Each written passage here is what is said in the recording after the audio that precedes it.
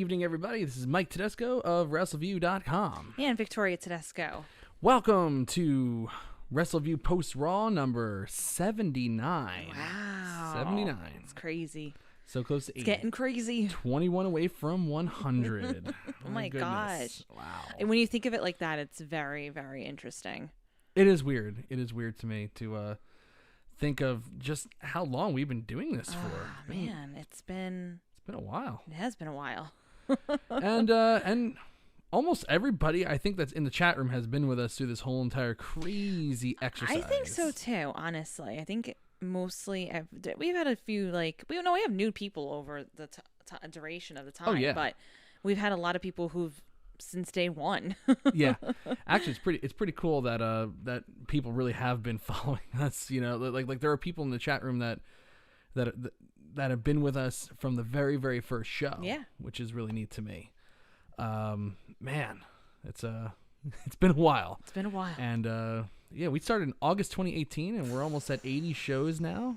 I can't believe it. Almost 2 years doing this. Very, very good. It's crazy. All right. Well, let's say hi to everybody in the chat room tonight, and then I guess we'll talk about Raw. I guess we'll talk about Raw. I guess that's what we do. Oh, cool. We got first thing I see is DP Trip, new listener, trying a new cast tonight, open-minded and hoping to enjoy you guys. Well, we hope you enjoy us as well. And welcome. Welcome to the show. We appreciate you being here. Quentin Walters, our buddy. You know, Quentin's been with us since day one. He's day oneer. Where's our walkers and mobility scooters? We are getting up there in age. I mean, I still feel pretty good. Scotty Poindexter. Oh, they did notice the quarantine haircut that I gave myself. Yes, I gave myself. Who noticed it? Everybody? Scotty did. Quarantine haircut. Yes, I sure did. My clippers, probably from China, which is where this whole entire thing started, came in the mail on a Friday, and I was just like, I can't take it anymore, and I did it. I can't take it anymore. It was a quality product. It was very good. Just like the coronavirus, it's lasting, so it's pretty good. Mushoon Walls in the chat room tonight. Hello. Very nice to see you. Andrew Elder, our buddy. Andrew. We could just rant about stuff instead, he says, which is probably where I'll be heading tonight. It's just miserable to watch this damn show anymore. Louis Veraldi, Sweet Lou in the chat room. Hello. Goosey's in the chat room. Goosey, we hope you're feeling well. Hope yes. you're doing well. Billy Hefner, Uncle Billy's in the chat room tonight, as Uncle always. Billy. And if I haven't said hello to you yet, just say hello, and we'll make sure that we reach out to you. All right, Victoria. Well, it's yeah. I guess we have to talk about Raw.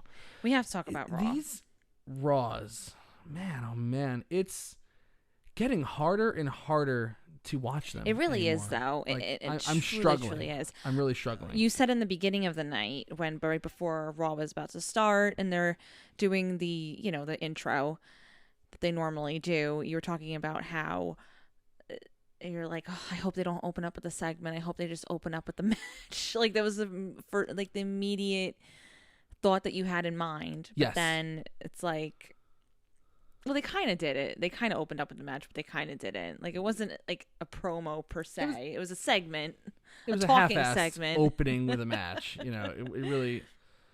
It wasn't quite. No. But no. It's just like if it's hard enough to watch these shows with no crowd, and it's hard enough. Like yes, I am really fortunate to have a platform to speak about wrestling, and to me it's like I gotta watch the show because that's part of my responsibility to the website, and there's some monetary value here for it, but it's still I have to muster up energy to watch this show, and it's getting harder and harder to find a way to get excited. And if they're gonna open up the damn show with people talking, like just get to the action. It's really awkward to listen to people talk in a ring with no one there. There's it's almost like, why are they doing that? Each week though, I feel like especially for you because you're recapping the show, it's slowly becoming during a quarantine, it's like the days just kind of mesh together. You really don't know. But you know when it's a Monday for us because you watch Monday Night Raw and you have to recap Monday Night Raw. Right. But I felt like your energy was like down today, in particular, knowing that you had to recap a 3-hour show and that this is going to be a long time that you're going to have to be doing this. And the more and more you do it, the more and more you're going to be frustrated about it because it's not normal. You know, after you do like a recap of what happened in the opening segment, I want to say something about my feelings is in regards to more specifics with it. I have more specifics that I want to talk about with it. Just so you, but I want you to recap first the opening segment. Oh, okay. Okay. Yeah. Well, I can certainly do that. So the show opens up with MVP in the VIP lounge, which again, like MVP is, I like him. I think he's good. And in fact, I've been lobbying for him for, a few weeks now to kind of get a stable because they're obviously once you hit like 40 something, you're old and they're not going to use you anymore. Meanwhile, like AEW is utilizing all of these older wrestlers wonderfully, like getting some new life out of Jake the Snake Roberts, Arn Anderson. Yeah, even though they're not around right now because of the quarantine, they like up until, all this craziness started happening, they were utilizing those guys great. But in WWE, it's like, like I was listening to Chris Jericho the other day. Okay. And he was talking, he's talking about Howard Finkel, who just recently passed away. Right. And he goes, when I got there, Howard was my age, and they were taking him off of TV because of aesthetic purposes. And it's like, who cares what Howard Finkel looks like? Are you constantly looking at Howard Finkel? No. No, the answer is no. Do you hear his voice? Yes. Does the voice make the moment sometimes? Yes. Absolutely. It absolutely does. Like, I agree with that wholeheartedly. With Howard Finkel's voice, it's like, how many people said that he was the soundtrack of their childhood? And it's true. Again, me being like a recent, person of watching WWE, I don't, I knew that name. I knew that voice. Right. Everybody does. It's a staple.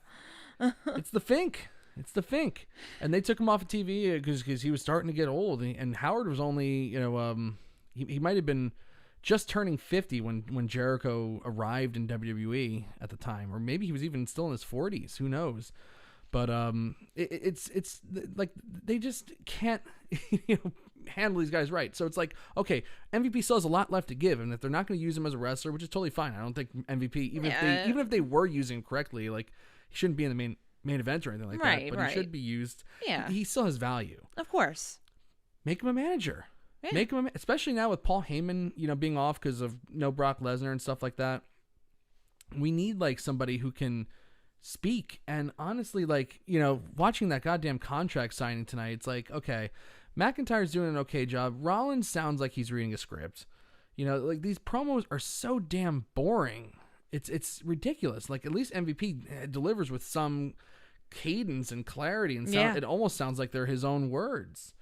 But of course he brings out Mysterio, Aleister Black, and Apollo Crews, who MVP said that's his pick to win it all. And I was like, oh well, yes.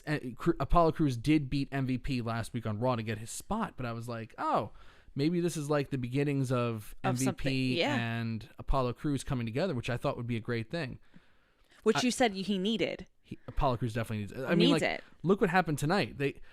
Apollo Crews, so MVP answers the questions for Mysterio, and Aleister Black doesn't let them talk. But he was going to let Apollo Crews talk. And of course, as soon as Crews goes to say one word, he's cut off. It's like they don't even trust this guy to talk at all. Aleister Black cannot talk. He needs a manager. MVP, or somebody. put him with his wife, Selena. Like do something. I mean, that Aleister Black for me went from being the favorite to win Money in the Bank last week, to like not even in the stratosphere of what I'm thinking should win now because of that awful friggin' promo he cut last week. Yeah, I mean it was atrocious. It was. And you have nothing there. I mean, he's kind of lucky that there wasn't a crowd in that situation last week, honestly, because they're not, obviously WWE fans could be very brutal. There's no fans there. Yeah. And that's why they're getting away with all this crap. No, that's what I'm saying, though. Like, the fact that Aleister Black didn't have anybody there last week to cut a promo. And you know what I mean? Or when was it last week? It was. Yeah. So, I mean, it was, and you have nothing there. I mean, he's kind of lucky that there wasn't a crowd in that situation last week because they're not, obviously WWE fans could be very brutal. That's why they're getting away with all this crap. So he was lucky actually, because they can be very brutal. Yeah, they can, and that would not have flown, I don't think, No. with a live No. crowd. This whole entire Apollo Crews experiment, to me, probably wouldn't fly with a live crowd either, because like, what is there to connect with here? I don't know. What know. Like what is going on? I think so I'll give my opinion on the first portion of what you just recapped. I agree with you. I think that I don't think there should be any kind of like introductions needed at this point when you have a Raw like this. I think you should just go with the match. It doesn't really matter. Not that it doesn't matter what kind of match, but just a match in general, just to kind of get the flow going of excitement and hard hitting and just like be on with it. If you want to do something like this afterwards, fine. I'm okay with that, because obviously you can't just have wrestling. You have to have talking segments at some point, but why not just for the, like, during this time, have matches that open up the show? Just do it. Like, seriously, and again, bringing back to like what the product's about is the wrestling and everything. Right. But on that note though, MVP did a great job. I did. He's obviously a great talker. And they were obviously very smart about not having Aleister Black speak, because actually, as he was coming out, I said to you, and please don't everyone be like, no, he's not the same person, because he's not, obviously. And I asked you, I said, has Undertaker ever been in like those type of segments where he's like getting interviewed or whatever? And you said very rarely. Very rarely is he getting like interviewed like that. Or if he is, it's like he says one thing and then winds up tombstoning somebody. Like, it's not even like a whole thing. That's 100% correct. Yes. So, but that at first I was thinking, I'm like, they're not really going to like interview this guy, are they? They're not going to let him speak. They can't actually be letting him talk now. Well, it's stupid to me to like even have like the Aleister Black character in the ring for these things. Exactly. What is his character if that's the case? Well, is he just a Dutch guy who's tatted up and that's it? Well, that's the thing. I just don't find it was a little bit confusing to me. And yeah, I get the fact that it had to be a build up to the match that was happening in a few moments. But at the same time though, I think like an Aleister Black is not somebody who you have coming out for an interview type thing. Even though he didn't talk at all when they were doing that, I still don't think it was a good idea whatsoever to have him out there, because then it's just giving people that like, oh, why is he doing that? Because it's so not supposed to be his character. Again, I don't really know what his character's supposed to be either, but from what I understand as of right now, that's not really he's not man of words. So why even have him out there, even if he's not going to speak? Apollo Crews, I'm glad what they did tonight. They were going to let him talk, but then he didn't wind up actually talking. Thought that was good, But then you have, like I said, then you just, when you have somebody like Zelina Vega come out and they just blow everybody out of the water. It's just like, it's such a huge difference between the fact of like, here's somebody with all his charisma, and then like there's her husband who is like nothing. It really is quite incredible. They are really truly a yin and a yang type thing. Like, but they can both help each other. I feel like what I enjoy about Zelina Vega coming out though is she's talking against her husband. We're not supposed to know that, you know what I mean? But the fact that she's talking against her husband, I find that a little funny. Yeah, I always get some type of humor out of the fact that she's like dissing her husband throughout all this. Yeah, it's funny to me, and to me that works because she's only supposed to be like their business partners. She's not in a romantic relationship with any of these people, right? So that's the difference between like when Rusev and Lana have the storyline with Bobby Lashley, as opposed to Zelina Vega. You're not even supposed to know those two are connected to each other. And again, she's not having a romantic relationship. She's only having a business relationship. And that storyline, by the way, will never pay off because Rusev's gone. Yeah. But I liked Zelina Vega coming out. I like what she does. Here's my issue. Oh, okay. Here we go. Here is my issue. I can't help but think how blatantly obvious they make it that they will not follow these rules. And again, I know it's suggested not more than 10 people. And I know they're working together and they're technically supposed to be a family and they're taking all these precautions. But I find it so aggravating that all of them were in the ring tonight like that. I really do. And I find that the matches that they have, and again, I don't really know what the solution is. I know you can't constantly just have one-on-one matches. I understand that. But I think it's so irresponsible. I just do. Well, I mean, now that you mentioned that, like, think about like that thing that came out last week at the Orange County Board of Commissioners meeting. Yeah. A public comment was sent in from an alleged WWE employee, which WWE seemed to confirm that it was true, that it was sent in from an employee, saying that they're being forced to work and they can't properly, they can't go to management and say anything because they'll be fired. They're forced to touch each other. Yeah. And this, at least this one person said that a lot of people feel this way too back there. But don't you find that to be like, does that aggravate you at all? Me? Do you find the same frustration as that? Or no? Oh, or do you, to me, like, it just aggravates me that they're just blatantly disrespecting the rules. But I don't know if Vince really thinks that the rules apply to him. Well, obviously he doesn't, because before they were listed as an essential service, because they are playing within the rules now. They can do whatever they want. They're an essential service. They can, So technically they are following the rules. They don't have to follow the suggested 10 people. Well, no. But before that, they were definitely breaking the rules. They were definitely breaking the rules. They weren't following CDC guidelines.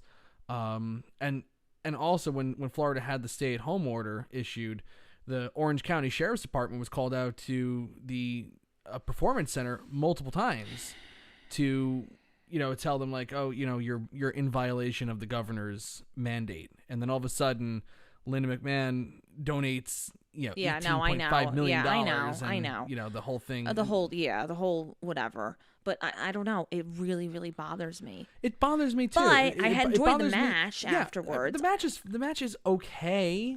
I enjoyed it. Okay. I didn't find it okay. I found it better than okay. But my whole thing is like, it just annoys me.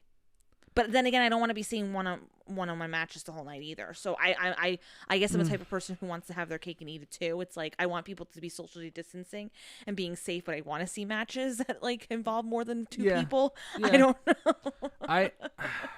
know. Me personally, there's no right answer here. It's a terrible situation they find themselves in, and it sucks. And what's the answer? They shut down. There's no answer. There is no clear-cut answer. I just find it, for me personally, I'm aggravated with the whole thing. The thing that aggravates me is the fact that like they had this idea, they had the plan to just record it's going to be a horrible weekend. It's going to be the worst weekend of your careers. But we're going to tape 10 shows, 5 Raws and 5 SmackDowns. Everybody goes home and be prepared for the month. To and quarantine then with we'll their come families. back and do it again and have another horrible weekend together doing all this stuff, and then we'll go home for another month. And then they switch and they play. Here it's like they're recording. They're probably, they might just be finishing up recording next week's Raw right now. So I want to ask you a question. They recorded 2 episodes of Raw today. Okay. Now they're gonna go back in 2 weeks again. So it's like if you have somebody at home who's pregnant, or you live with older relatives or whatever, and you want to quarantine for 2 weeks, or immune compromised, you can go quarantine for 2 weeks, but you gotta go right back to work. So it's like, even with this, arrangement they have now, if you really do want to follow the quarantining guidelines, you're not going to see your family for months, and this is not ending anytime soon. So I'm just telling you right now, this is not ending anytime soon. So another question for you then. You said to me tonight that this first match was pre-recorded. Everything was taped earlier today in the afternoon. So today was taped. Today was taped. So that none of this was live tonight. Nothing was Everything live tonight. Everything was taped today. They taped 2 episodes of Raw today. This week's and next week's. 2 episodes of Raw today. Okay. So will anything be live then? Nothing was live. Or just been taped? Nothing. No, I'm talking about going forward, obviously. Nothing will be live. Okay. Money in the Bank, I don't even think will be live. Okay. So, but still, it's still risky. But if you're committing to not being live, and even if like they taped the show the day it aired, it's still not live. Like, what does it matter if it was taped 3 weeks ago? Who cares? The spoilers aren't coming out. I'm telling you that. It's not like they have so many people in the building that's like, oh well, we're not going to be able to figure out who leaked. Oh yeah, exactly. It's super easy to find out if anybody didn't especially reveal because anything. there's not like in the actual performance center there's only a select few people, and it's mostly like cameramen and audio men. So it's like, well, gee, somebody leaked. Right, it has to be somebody. Yeah, exactly. So you don't have to worry about. My point is, they don't have to worry about spoilers coming out. Right. No, so just take 5 weeks in advance and just be fucking done with it. Well, how does like people can be with their That's families? what annoys me. Yeah. That's the thing that bothers me. Also, opening up the show with promos it just bothers me. I almost wonder if they're quarantining together, some of these wrestlers. That's how the one got COVID, because he was the person was quarantined with a friend who came into contact with somebody in the medical field. Yeah, I'm just curious though, corona. because if I didn't have children or anything like that, if I was just like, but mostly people in the WWE have families, obviously. Yeah. I would quarantine with my friends. Like if I'm saying if we had to be doing these shows, like I would just be staying with them just so I can stay safe. Right. Honestly, I like if I didn't have a family, but I know, and but if you have a family, it sucks. If you have young kids at home, it sucks. Like I think about like the Miz with his kids and. Whoever else has kids, at home or wives and stuff like that. You don't know. Like Roman Reigns took himself off because his wife because he's immunocompromised and his wife is pregnant with twins right now. So it's like he's got double whammy going on. Just leave it. So here's a weird thing tonight. Okay. Before going on the Raw recap tonight, I reported that Samoa Joe, who has been sidelined with a very, very bad concussion suffered during a WWE commercial shoot in February. He was subsequently suspended the week after for a wellness policy violation. The suspension's been up. He's still waiting to be cleared. He got injured in February. He got the concussion in February. Yeah. He still can't get medically cleared. So tonight it came out that Samoa Joe is joining the Raw commentary team. So I was like, oh, well, it's probably going to be Jerry Lawler, because it's like, it's so absurd and so asinine for this 70-year-old man who had a heart attack on the air and has had a stroke as recent as 2 years ago. Have him fly out, in the middle of a pandemic. That's just irresponsible. So I was like, maybe finally they're doing something responsible. Well, who's presiding over the contract signing with Drew McIntyre and Seth Rollins? None other than Jerry the fucking King Lawler. They still flew him out there, and they bumped him off a commentary. Are you kidding? I know. It's like, if you're going to have him, just have him do commentary. Or just leave him. Or just leave him. Leave him home. No, what I'm saying is, though, if he had to be there to begin with, if they flew him out to begin with, he's there for literally... 2 minutes? Right. Yeah, you're exactly right. He was in the ring for 2 minutes. He was like, he just introduced them. Then Drew McIntyre comes out and says, hey, Jerry, well, you know how these stupid things go. And this contract signing is definitely heading in that direction. So why don't you get out of here? And Jerry Lawler was like, yeah, I agree, and left. You couldn't have had Byron get in the ring and do that? Seriously?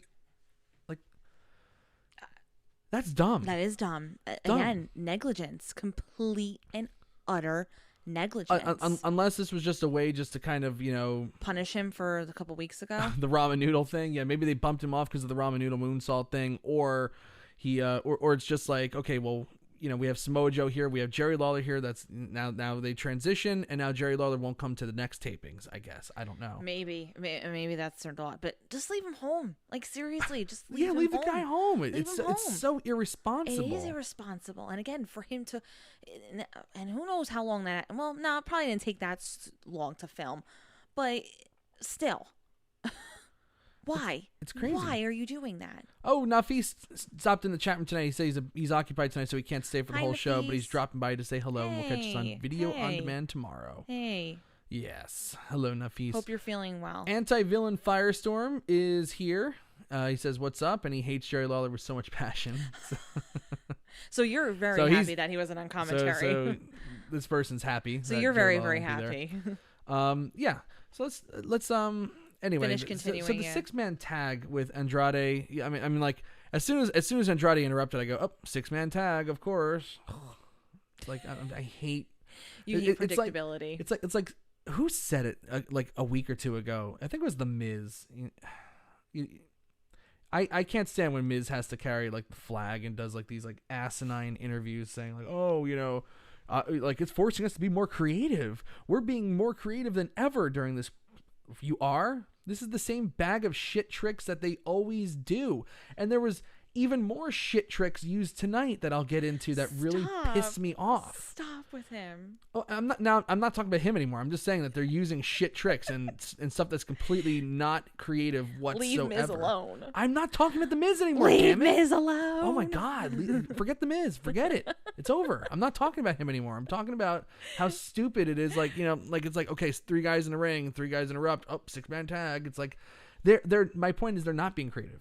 Like they're being creative. Is like... They are being very creative with their pay-per-view events, at least. Like the Boneyard match, Firefly Funhouse. That's true. The climbing the corporate ladder, Money in the Bank ladder match, which I gotta tell you, not much right now about wrestling is getting me excited at all.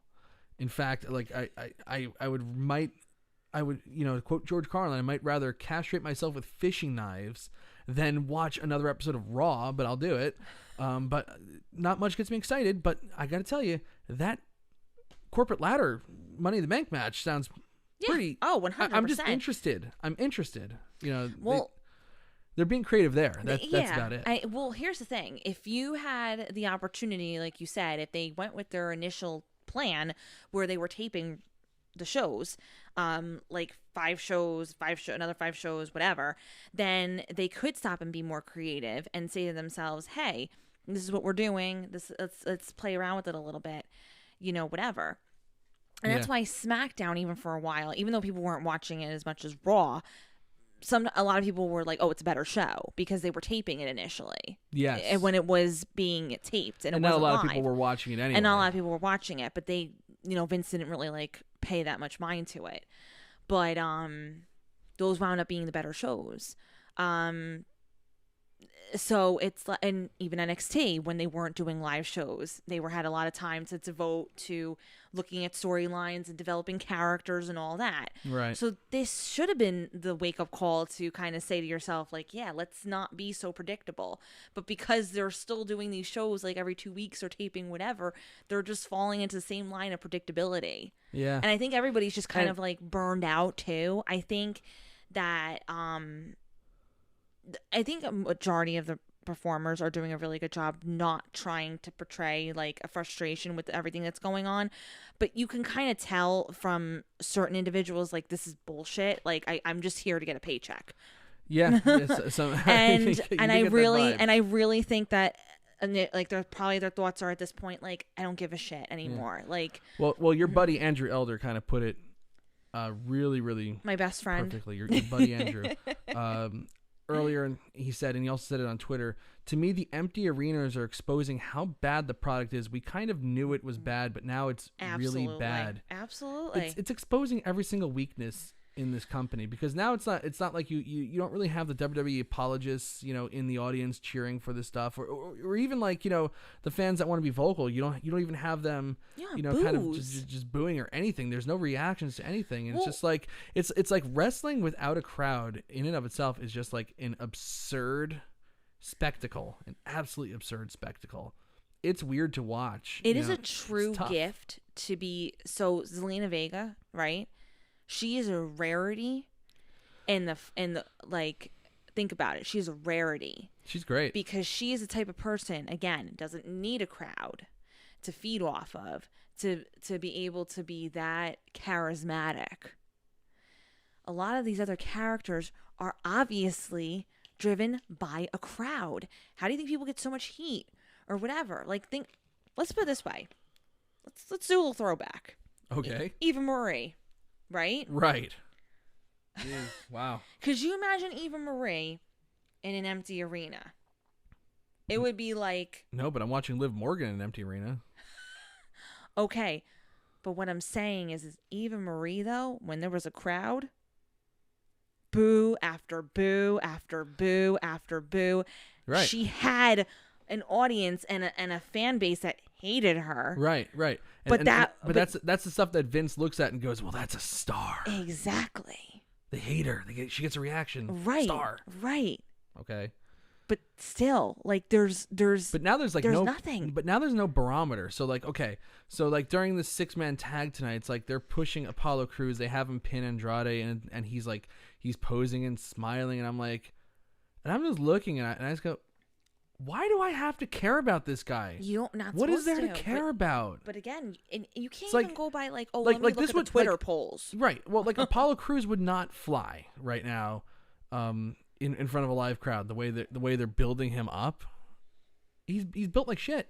There's no character there. Why do I care about Apollo Crews? Okay, great. He has great moves. Somebody else said this tonight about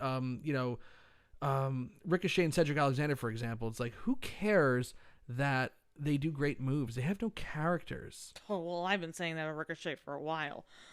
Why not? It's like, I say this every week. Why not me? Right. And I say that every week. it's almost like the month of April is about like, well, now it's Apollo Crews' month to be pushed, and then, but it looks like it's already come to an end. Well, so, yeah, Aleister Black was March. Wait, he's been for a while, and he still seems February, to be on March. He still seems to be on a sustained push. Let's just say that. Yeah. Like we can't say that Aleister Black is not being pushed.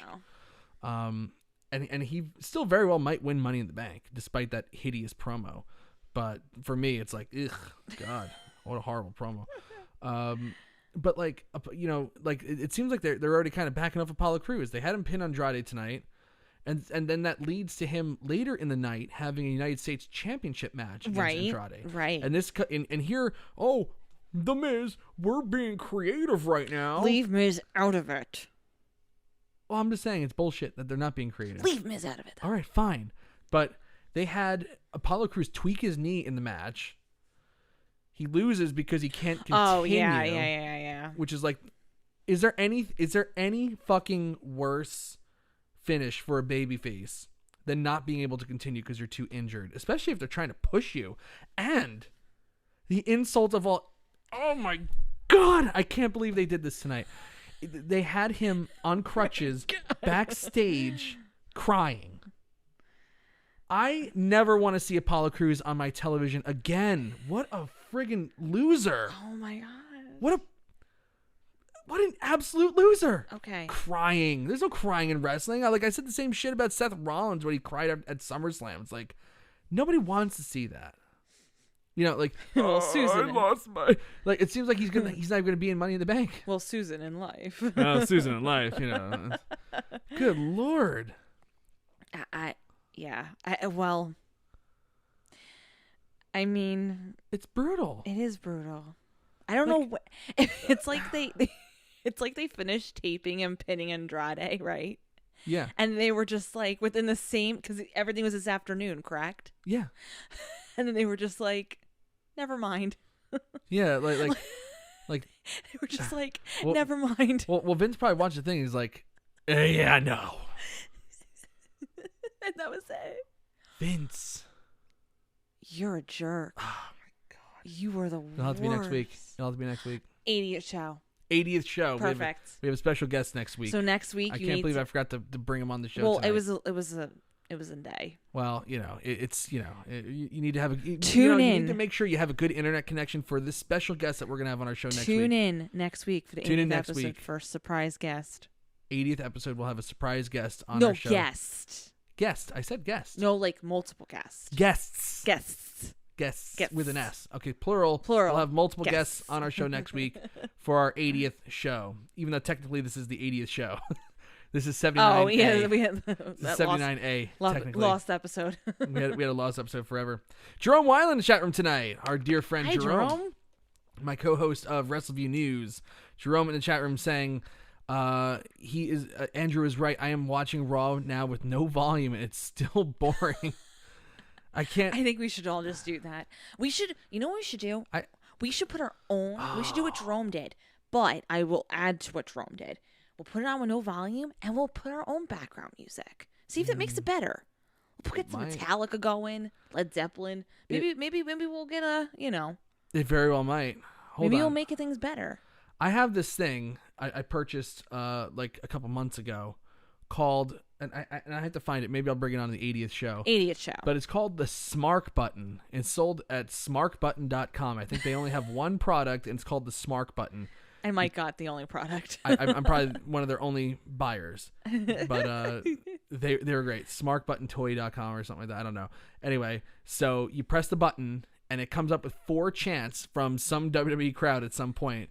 One of them's like, holy shit, this is crowd. Awesome. You deserve it. It's like, I should just like be pressing the Smark Button throughout Raw so I can just hear a crowd. So we'll do that next week. So what we'll do is, since it's our 80th show, right? We'll watch Raw. We'll do that button. We'll mute the TV, and then we will play our own music and see if it makes it better. Oh yeah. I encourage everybody to do that next week. Mute it. Play your own music. See if it makes the show more bearable. I know. Challenge. It very well might. Very well might. Ooh, people are already trying to guess who the guest is or the guests are. Goosey wants Billy to be on the show since he's our hype man. We very well might do that. Or it might be the 100th show. We don't know. It's like Billy will be on at some point. Mr. V's in the chat room tonight. Greetings, Clue. I won't be a guest. I don't watch Raw until there's a crowd now. It's horrible unless Mike would take me. Of course, I would love to do a show with Mr. V again. And honestly, we've been talking about like, funny enough, some of the old Teachers Lounge things that me and V did that one time in like 2011 when I took over as host of the the Teachers Lounge for a couple weeks. One of them like randomly came on my iPhone. Oh my gosh, I remember this. And it I had like it's just on random, and all of a sudden like a 2-hour Teachers Lounge came on. I was like, oh, let me listen to it. Before I knew it, I was like, wow, this was a really good show. We actually had a really good show going here. It's like my first foray into podcasting. I miss the grading. I miss the grading, and I miss Yeah, it's good. Yeah, it's good. Mr. V, like he was the man. He was the absolute man. He still is the man. He still is the man. Yeah, but we were actually talking about having a Raw recappers roundtable at some point. Me, V, and Dave Stevens. Yeah. Just having a conversation about. I said there needs to be like an old school Wrestleview like whole thing. Well, actually, it should be like people who are new too. Like I would like Jerome involved also. Like a whole like everybody who's worked for Wrestleview. Like we could do this whole thing. Right. Yeah. Like all the shows, like even get Greg on if we can. I would love to have Greg. Oh my gosh! Oh my god! A reuniting of Wrestleview Telemundo. Ooh. Oh my god! Those Wrestleview Telemundos got me through, and actually Teachers Lounge. Those got me through some long shifts at the nursing home. Oh yeah, yes. Telemundo was a great show. We were like, I don't even know what was going on back in the day. We would spend like 40 minutes talking about a squash match. It's like, why? but it was the appeal of the show. It was what we did. Yeah, I want Stevens. I want McNeish. I want V. I want them all. I know. Anyway, so yeah, we'll bring on some guests next week. So let's continue on with this Raw. I don't even know where I'm at on this. Raw anymore. we talked about the 6-man tag. Now Bobby Lashley and right. Oh, do you have the recap up right now? I do. I have your quick match results up though. Oh, good. Yeah. Perfect. That's what I need. So we have Bobby Lashley. Yeah, Bobby Lashley. Yeah, nothing really to say there. They're continuing like this. And it's just kind of happening for no reason. Like Bobby Lashley's like, oh, well, when you come out, Lana, I lose. And it's like, well, you lost that one match. Like it just seems so forced. They're trying to like force this issue with him and Lana. I gotta tell you, I'm not. I'm very, very careful about commenting on women's looks because I know how I look, and Lana doesn't look healthy. Lana. She's a beautiful girl. She's a beautiful woman, but she doesn't look well right now for whatever reason. I think she's going through something though, because I just don't think she looks mentally well. Like even like so, like even That's like, what I'm trying to even say. like Yeah. Carmella. Like I think her and Carmella are going through like something mentally right now. I really genuinely do. Well, And it must be and it must have to. I would have to assume again. I'm just assuming here. That has to do with Rusev and the fact that he doesn't work for the company, and it's probably very, very uncomfortable now. It's like they're in this limbo of like, what do we do here? Like, you know what I mean? Like, because obviously they're still. I don't think they're gonna release her or anything. I think if she were to go, it would be on her own terms. But I don't know. I just kind of feel like at this point it's I think it's uncomfortable, and I think it's draining on her and on her marriage. You know? Hold on one second. I agree with that. So we did miss one segment here. And I feel bad that she's having some. I don't know if she's having issues, but we can't. By the way, we're not reporting. Seems like she. Yeah, we're not reporting news like Lana is having issues. There's no breaking news here about Lana. I just like looking at like Carmella and Lana, just like, and again, Mike's not like dismissing their looks. I'm not either, because let's put it this way, both of them look better than me right now. They're pretty women, but they're very pretty. It seems. I just don't think they look like they mentally don't look okay. It might be having to work in for a company in a quarantine right now, and maybe they don't want to work. Well, let's put it this way: if I was forced to go into work, every day, in the with all this crap going on, I'd be devastated. My brain would be on the fritz. Well, I think even like I said, obviously it's very stressful in their marriage. You know what I mean? And I haven't watched SmackDown. Is Graves still commentating? Yeah. Well, that's Carmella's relationship too. Like her boyfriend is still having to, and it's probably getting to them. It really is. And it might be. He maybe Corey Graves is John, who wrote the public comment. Maybe. Or maybe Carmella's John, or maybe Lana's John. So we did miss. I will be right back. Okay, Victoria's gonna be right back. The baby appears to be up, but we did miss one little segment that we did not talk about, which was so we were supposed to have a women's triple threat match tonight that they advertised. And it was supposed to be Nia Jax versus Asuka versus Shayna Baszler. A triple threat match. Like, oh, there's no rules, blah, blah, blah, blah. The match didn't even start. Shayna Baszler pulls Asuka out of the ring, beats her up. Nia Jax goes outside. She gets beat up by Asuka and Shayna Baszler.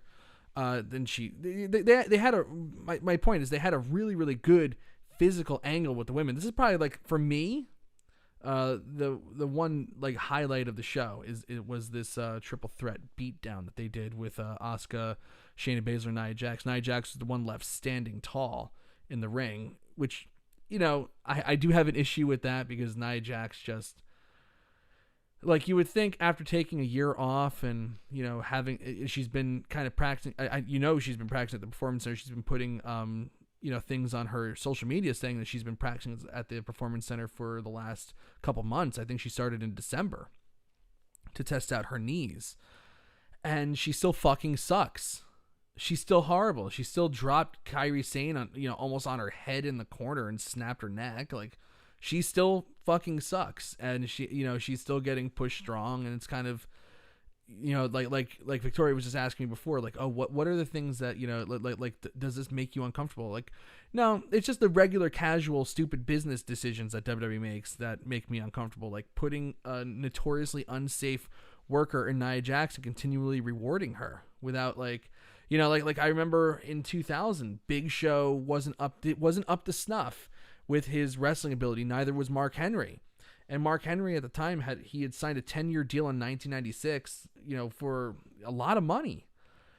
They sent him down to OVW. Big Show signed in February 1999 for a lot of money. They sent him down to OVW to get caught up because they weren't looking good on TV. And it's like Nia Jax consistently goes out there and either hurts people or comes close to hurting people, and she looks like shit. With her moves, with her ability, she seems, out of sync with her body. Maybe, like, you need to pull back a little bit. Okay, so she was off for a long time because of the double knee surgery. And maybe we got to, let her go down there and sharpen up her skills as well. It's tough now in the pandemic because the performance center is not being used for, in the way that the performance center should be used. But, I'm like, anyway, I'm getting off on a little tangent here about Nia Jax because I think she sucks. But the angle itself was really well done, really physical. I thought it did a good job of building each one up as a monster, at least. Like Asuka looks dangerous because she was able to take Nia Jax down. Shayna Baszler looks like a monster because she was able to wipe them both out. Then Nia Jax takes them both out as well. Looks strong. It was probably better than any triple threat match could have been, and I kind of like that stuff. Quentin Walters, Nia Jax should be now renamed as Nia Sucks. Nia Sax. I kind of like that one too. W not paying attention for that. Yeah, that's true too. But I guess on the flip side, you could say Nia Jax, because of her clumsiness and her penchant for hurting people in the ring legitimately. Oh, Goosey said Nia Trash. That's a good one too. Because of her penchant for hurting people, probably kickstarted what was one of the, bigger, rises to stardom, in the last couple of years that led right to a WrestleMania main event in Becky Lynch. When she broke Becky Lynch's nose in a melee, just throwing punches, it catapulted Becky Lynch from, a really serviceable, good performer, had a little steam behind her to like, okay, she's a main eventer now. She's somebody that we could potentially see main eventing WrestleMania, and it happened. So, I guess, it takes and it gives sometimes, the wrestling gods. She's cost a lot of people time in the ring, but also it led to a career renaissance for the women's division, because of Becky Lynch. So who knows? Kind of weird. Anyway, Scott Poindexter says, every time I see Nia Jax, it makes me miss Karma / Awesome Kong. Yeah, I agree. It kind of makes you appreciate, like, a bigger female in the ring who's agile and can control their body and actually perform well. Yeah, it kind of makes you long for those days. It really does. Mr. V says the WWE is never ready for Kong. Goosey says Nia Trash. I like it. Yeah. So anyway, good segment with the women, and moving on through the show. So we had Bobby Lashley. We have Liv Morgan versus Ruby Riott again. Any reason why? Can anybody say why? Good night, Louie. We'll see you. Catch us on demand, man. I have the match sucked last week with Liv Morgan and Ruby Riott. There's absolutely no reason. They haven't really done a great job establishing why in the world Ruby Riott and Liv Morgan are fighting still. Yeah, I guess Scotty Poindexter is right. It's bathroom break. Yeah, that's essentially what this match is. And but Liv Morgan beats her again, like it was nothing. They didn't have a great match either. After the match, though, they had Liv Morgan cut this asinine, absurd promo about Byron Saxton comes in. He goes, "This is a new chapter for you, Liv." And she goes, "Well, just like a lot of people my age, I've had a lot of chapters, but I'm still trying to figure out who I am and what that means. But I'm confident I'll figure it out." And it's like, didn't she leave in July of last year from SmackDown because she couldn't figure out who she is and wanted to show everybody the real Liv? And then she was supposed to come back and show everybody the real Liv, who apparently was a wannabe lesbian, and that didn't, and that angle got dropped almost immediately. Like, when is she gonna figure it out? Because time's ticking here. It's getting silly. It's I don't know, very goofy, very, very goofy.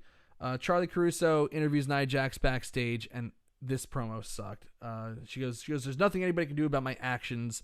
And then they go back to that thing, like when they were doing Nia Jax as a major heel against Ronda Rousey, I guess in mid 2018, they had her going on the microphone and just screaming like "mine" or something like that. And every time she would do it, it's like nobody told the audio department because it always peaked the microphone.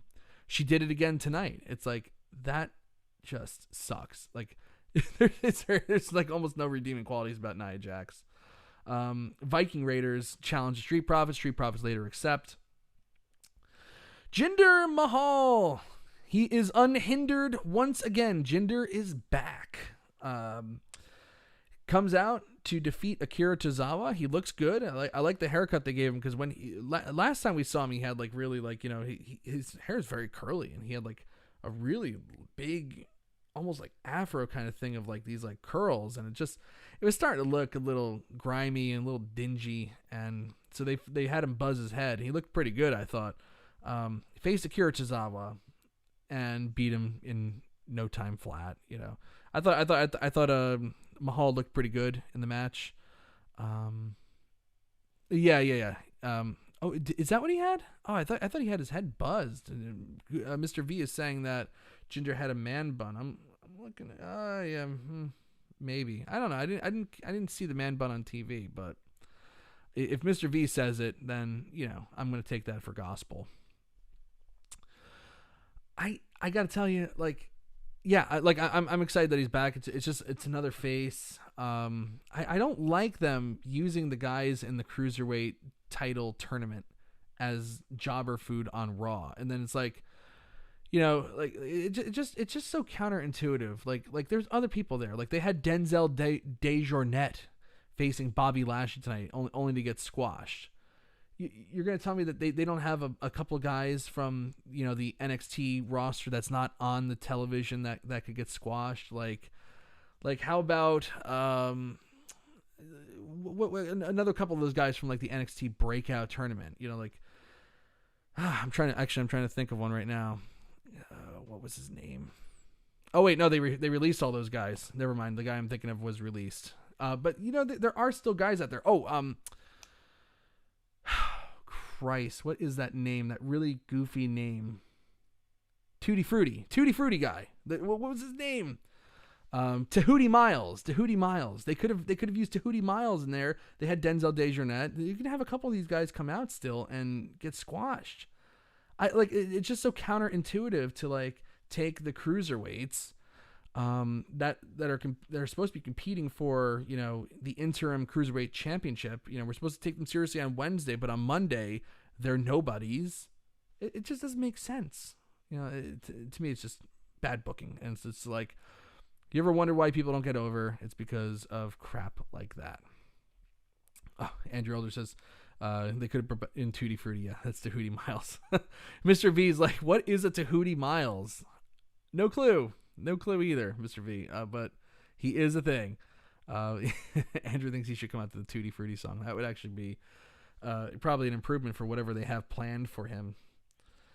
So we already talked about the United States Championship match. Ricochet and Cedric Alexander versus Everrise. It's like Ricochet and Cedric Alexander just seems like a team that is just going nowhere fast. Absolutely nowhere fast.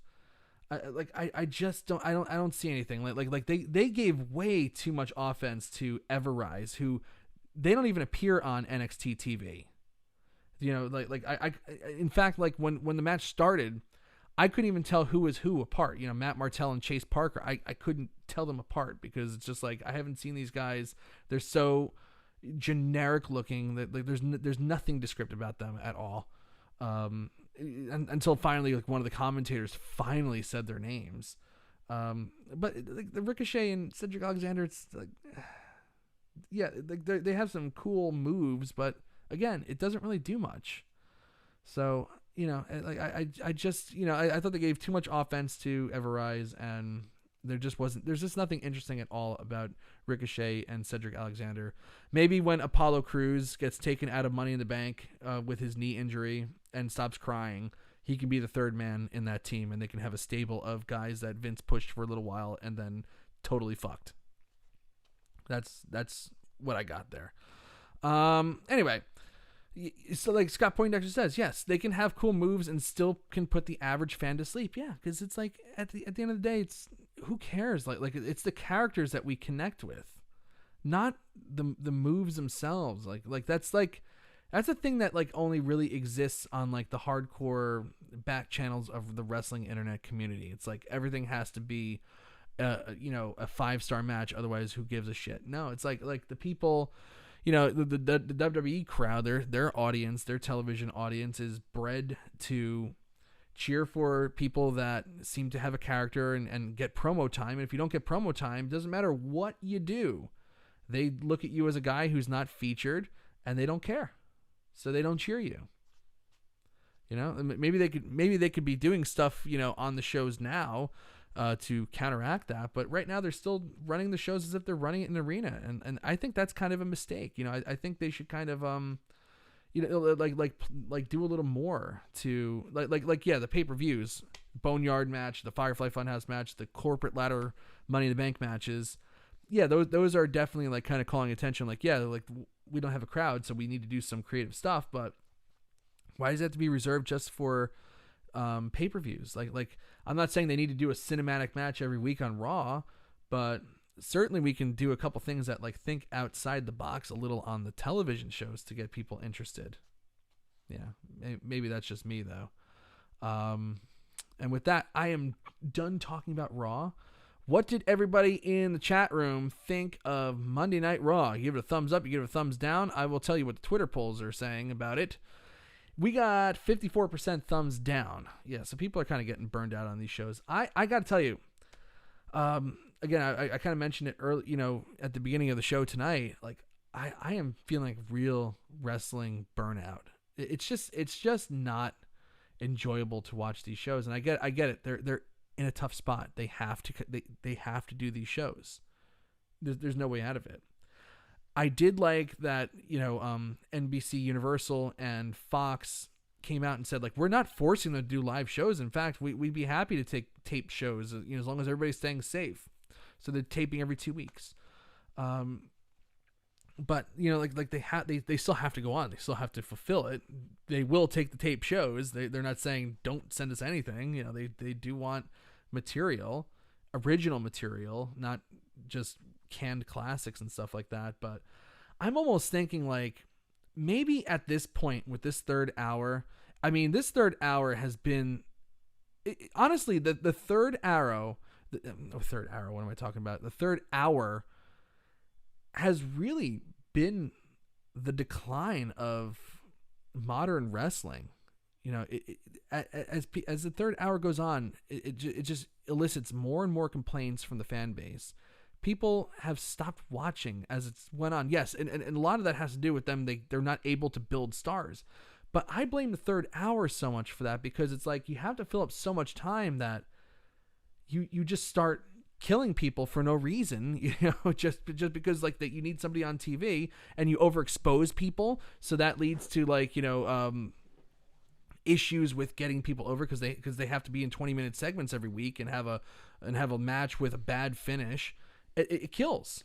Like the third hour is really like, as much as like the Steve Austin heel turn at WrestleMania 17 was the downfall and the end of the Attitude Era, WCW being purchased and Steve Austin turning heel all in the same calendar week, ended effectively the Attitude Era and the big wrestling boom period. The third hour of Raw is really, to me, quite responsible for kind of like the death of wrestling in the modern era right now. Yeah. And Victoria is back, by the way. Yay. But I'm thinking like maybe they should just, kind of talk with NBC and just say, obviously you see the ratings. They fucking suck. The third hour, I don't know why I keep saying arrow. I'm just so fried right now. The third hour is averaging over, just over like 1.6 million people watching or something crazy like that. It's a terrible, terrible number. It's almost like, can we just record 2 hours of Raw and give you like, some classic matches that people would want to, if they were watching Raw, they'd stay watching Raw to watch these classic matches and maybe not tune out. And again, that's why SmackDown for the longest time was, being perceived as better because it's 2 hours. Because it's 2 hours. It's just an easier show to get through.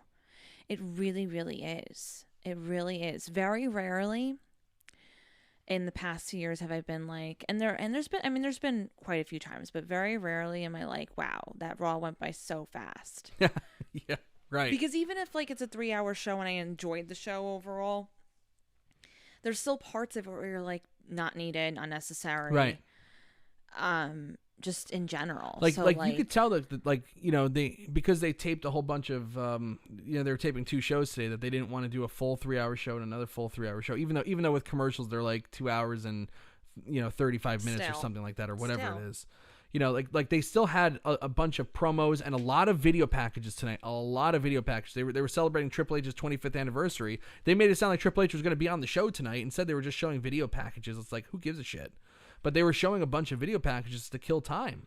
They showed the same Seth Rollins Drew McIntyre one twice just to kill time. So it's like, if we're killing time, if we're coming up with bullshit excuses to kill time, which could also kill viewership, why don't we just ask to cut the third hour and just give some classic content for the third hour? And especially now that they can't even make the excuse of, oh, well, we have all this talent, we want to make sure they're being utilized. They release so many people from their company. Right. And there's just not a lot of people at these shows. It's a limited crew, so they don't have their full roster anyway to feature. So it's like, who cares? I know. Move on. I know. It's incredible. Yeah, but this third hour is insufferable. It really, really is. So I've always said that with the third hour. I'm saying arrow now. I know. Oh my gosh! I don't know what's wrong with me. I'm why? like so tongue tied. I'm saying Wow, hour. why? Like that I caught it though. That's weird. Sorry. So the third I don't know what's going hour. on. I've always said that even with like WrestleMania, in comparison to where, you know, everyone's like, oh, the main event. It's like, it really doesn't matter anymore. If you have like the best match of the night, you can literally be anywhere. You could be the first in the show, middle of the show. It doesn't matter. Well, It's speaking of WrestleMania, Triple H should come out and say he thought that the 2-night WrestleMania was way better than any 8-hour extravaganza. Yeah, I agree. And two nights might be the way of the future. You know, they can't do it next year, but maybe 2022. I would love to watch a 2-night WrestleMania. Maybe you'd be at MetLife. No, I think it'll be in Tampa. No, I know. I think it'll be Tampa. But even if it was at MetLife, I'm not going. I know. Because of all this craziness. But no, I get it. You know how it is. But anyway, I think we've properly covered Raw. We've talked about the third hour. Well, thank you for covering the second all the bad portion. stuff. Yeah, all the boring stuff. I appreciate it. You're welcome. She was a hot mess in there, so. Oh, boy. All right. On that note, I am Mike Tedesco, the editor-in-chief of Wrestleview.com. And I am Victoria Tedesco. Tune in next week for our 80th show. We got Wrestleview news coming up this weekend, Wrestleview Weekly, and then it's time for show number 80. So we'll be there. Hope to see you all there, and have a safe and good week. Have a good week, everyone. Bye-bye.